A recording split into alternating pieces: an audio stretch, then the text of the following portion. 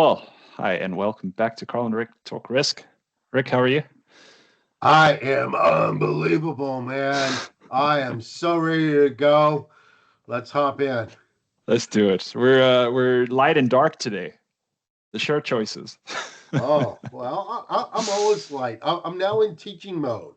Ah, Okay, okay. I've got my Dexter uniform on. My daughter says that my closet looks like Dexter's closet from the TV show because it's nothing but white shirts and you know, I think my daughter's trying to say I'm boring, but anyhow.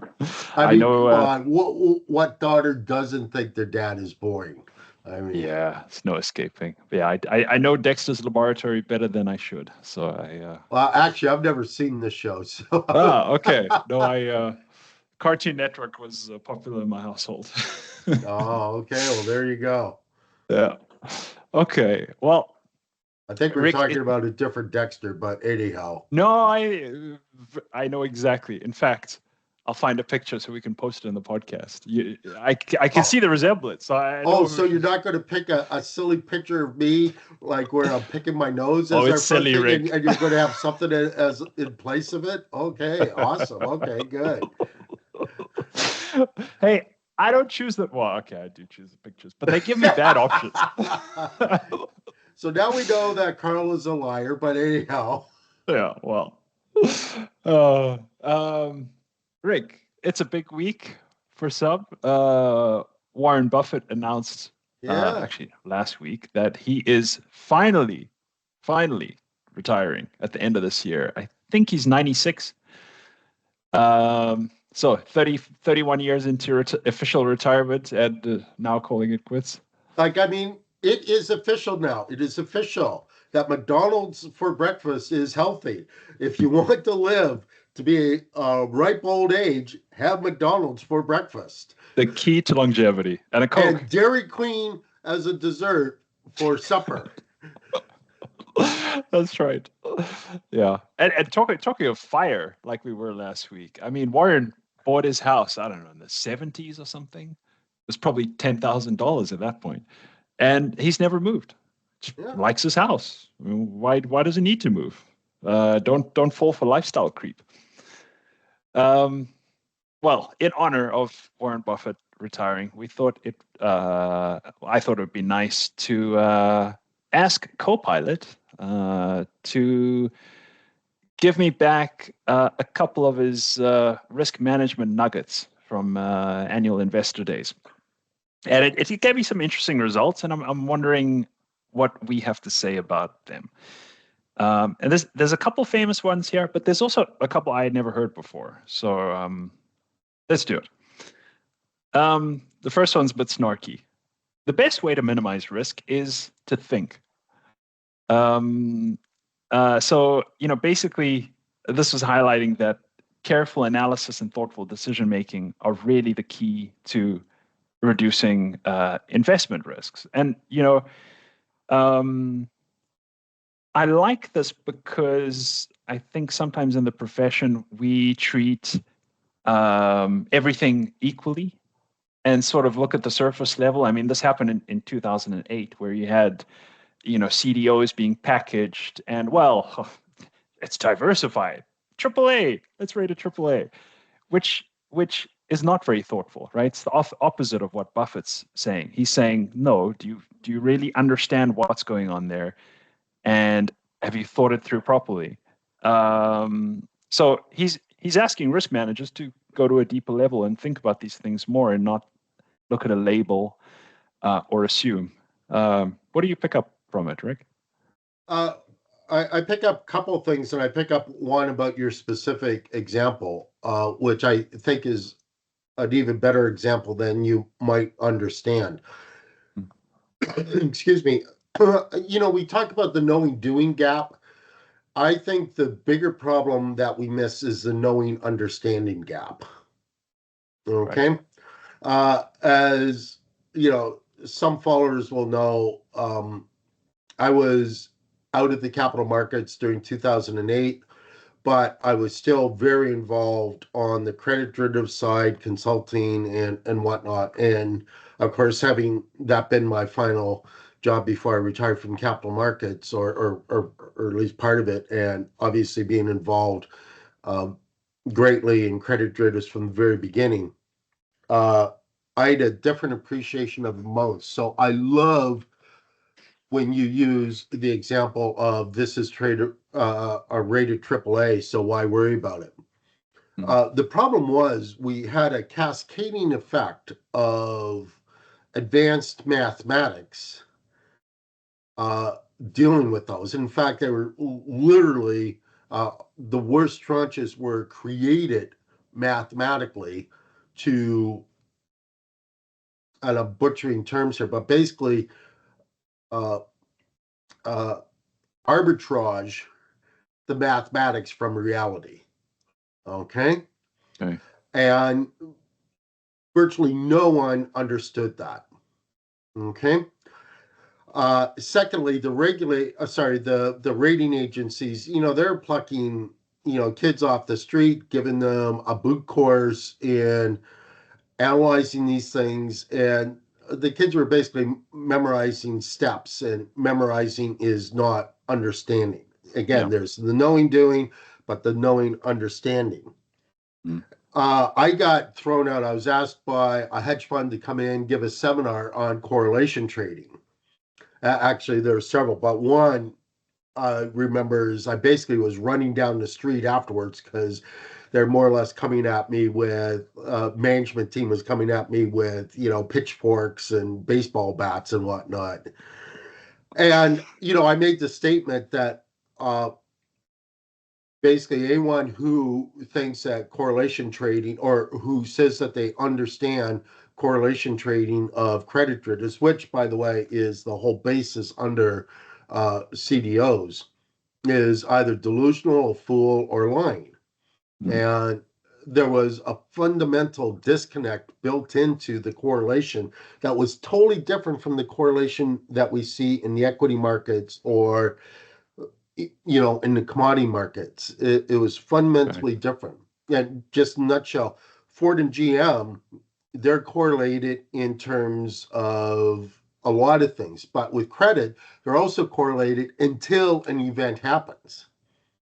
And when GM goes bankrupt, that actually improves the credit quality of Ford, not disprove it, because now you've got rid of your major competitor and you have more flexibility. And most people didn't realize that you actually have this non-intuitive and certainly non-mathematical flip.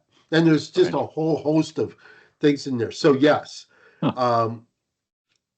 there's a big difference between thinking and knowing. I agree wholeheartedly with that. Okay. All right. And, Nice. and just final thought on that is we do way too much analysis and way too little thinking. Yep. Yep. Okay. You triggered things for me, but I want to move on to the next one because there's a couple others. We don't have to be smarter than the rest. We have to be more disciplined than the rest. So, I mean, Warren Buffett believes, in sticking to his investment principles. That's a way of managing risk. This one I really like because of what I've picked up from FIRE and that community. That some people are very confused about how you can beat the market. If there's all these professional traders with all this information and everything, how do you really compete? How do you make a return? And the thing is, they have an investment horizon that's much shorter than yours if you're investing for your own retirement. And I think somewhere else, Warren Buffett says that his investment horizon is forever. And I think that's a great mental aid to look at these investments and say, okay, I'm holding this forever. What do I want out of it? Because if you look at it as, how do I profit on this in the next 3 months? It's a fundamentally different question. So I think it's a good way for risk managers to really approach things and ask, okay, if we're holding this investment forever or to maturity in the case of a bond, how would we think about it differently? Yeah. Anything to add on that one? There's one key thing of that, and that is, I think it's fascinating that Berkshire Hathaway probably has one of the largest cash balances of any fund. I don't know that, but they have billions of cash, basically more or less sitting, not idle, but it's not stuffed into a mattress, but de facto not employed. And I believe that part of that, Buffett says, there's opportunities coming and we want to, keep our powder dry. But I think a large part of that is going back to the first point. If you don't understand stuff, the biggest part of discipline is don't go and do stuff you don't understand. Part of that discipline is patience. And I think the fact that they have so much cash on hand shows that they are actually eating their pudding. They are disciplined, and they don't do stuff that they don't understand. Does that mean that they miss opportunities? Yeah, but it means that they don't miss and whiff. Because, of course, they're, two of the laws, and I don't know if this is on your co-pilot list, but two of their laws was, one, don't lose money. Two, don't forget rule number one. And so they avoid, the big mistakes. Yeah. You know what I also like? It touches on something we spoke about before hitting record, and I won't bring that up. But they're not afraid. I mean, obviously they're not publicly. No, Berkshire is publicly traded now, right? Oh, but they started out publicly traded, which again is one of their huge advantages. Right. Yeah. But I would say they're not like a lot of companies that are very eager to please shareholders. I would say they're a lot less eager. They're very willing to tell a hard truth, and that's why I think so many people take the pilgrimage of going to their annual day, because they want to hear this stuff. They're interested in bold, honest opinions. Well, first off, the fact that they never split their stock price and it was left to a third party to create the baby Berks. Okay. Right. Basically they never split their stock price because they basically didn't want, millions of people owning their stock. They want to put it out of reach of most. I don't know where it is now. It's up in, must be getting close to 750,000, their stock price. I don't know. Yes, if I'd known, I probably would have done some research and, sounded better informed rather than like a ignorant fool here. I'll look it up. But the irony is that by being principled, they got a cult following. Yeah, exactly. Oh, you're almost nailed it. 778,000. Woohoo! Mason's not out of touch as people think he is. Nice. Yeah. Okay. Let's go. The third one. Diversification is protection against ignorance. It makes little sense if you know what you're doing. This, I think, could rattle a lot of risk managers, right? Because diversification is our holy grail in some ways, right? It's at the core of a lot of our courses, and we're a lot of risk management problems we're trying to offset and balance things, and so diversification is a core principle. But what Warren is saying is that diversification is great if you don't know what you're doing. Then go to index funds, right? Because they're well diversified, and you don't have to have sleepless nights worrying about what your investments are doing. There's plenty of stocks in there. They're going to cancel each other out, and in the long run, they're going to do fine. So it kind of gets back to the discipline thing. Like, if you know what you're doing and you really look deeply at it, you can do better than just diversifying all your returns against each other. And I think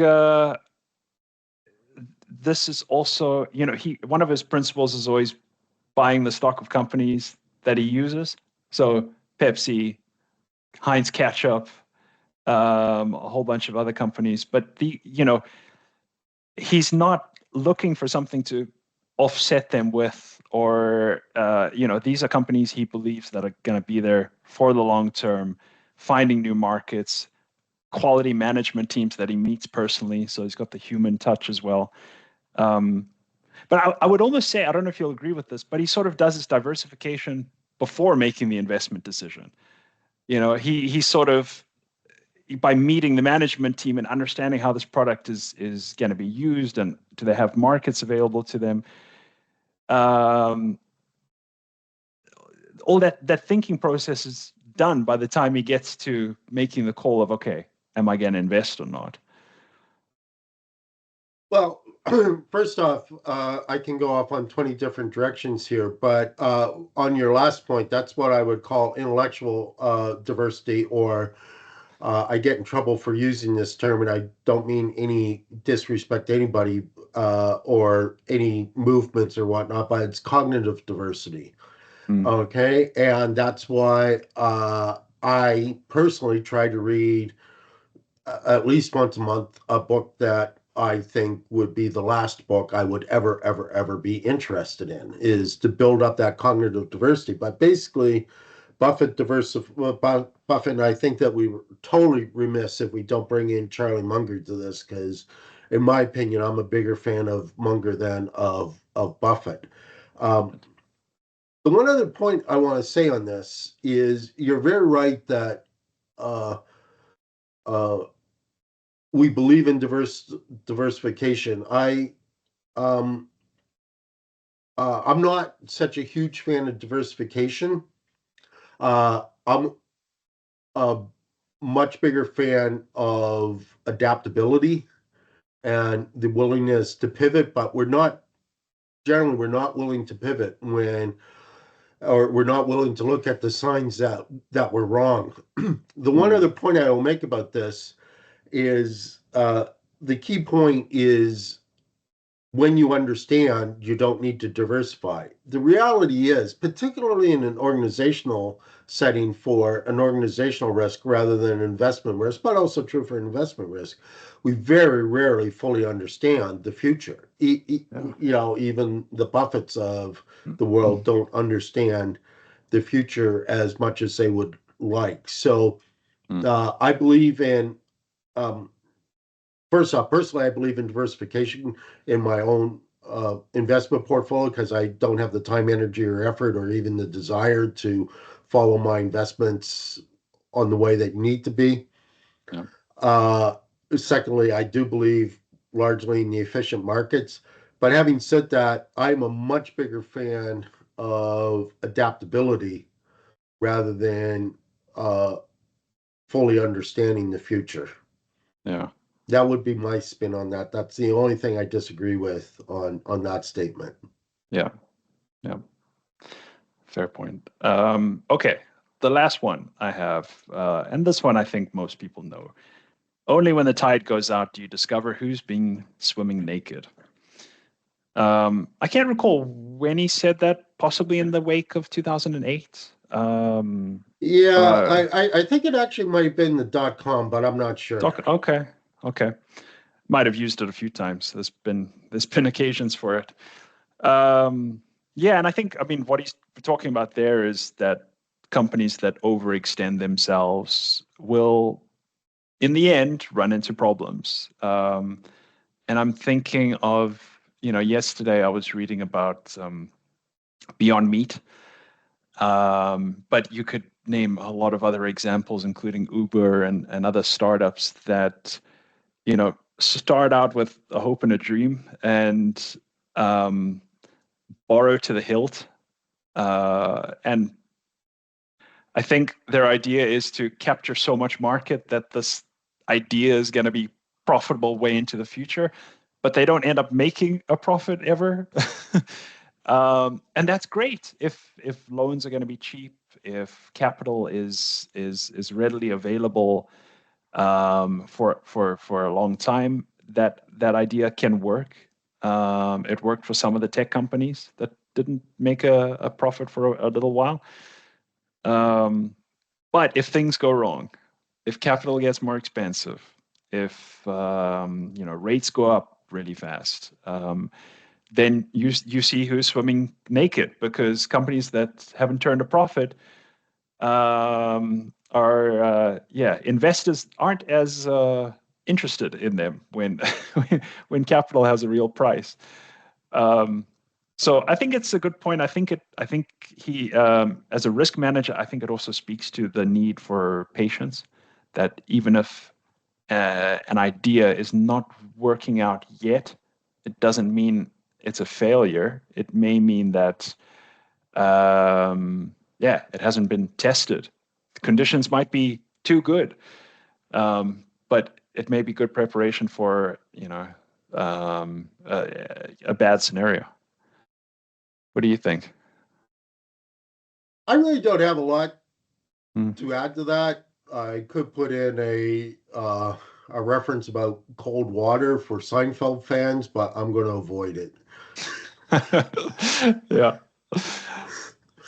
Yeah. Well, there we go. A couple of risk management specific nuggets from Warren Buffett, who's turning the baton over to the next generation. Is he Canadian? Wow. Yeah. Didn't know that. Okay. Yeah. And you can't say the next generation with Warren. It's like the third generation after him. Because I think, what's his name? Greg Abel is like, what, 40 or something? So anyway, okay. Well, yeah, certainly sad to see a great investor leave the industry, but he's given us a lot to read and think about. Rick, until next time. Just on that front, I want to do a book shout out to Port Charlie's Almanac, because I think, again, I'm a bigger fan of Charlie Munger, but a lot of this stuff you can find in Port Charlie's Almanac, which I think is the best of the Buffett reads, next to the annual reports. Yeah. Be interesting to see how far the visitor count to Omaha, Nebraska drops next year. Yeah. It's like a one-man industry, bringing in all the tourists. Anyway. All right, Rick. Until next week. Cheers.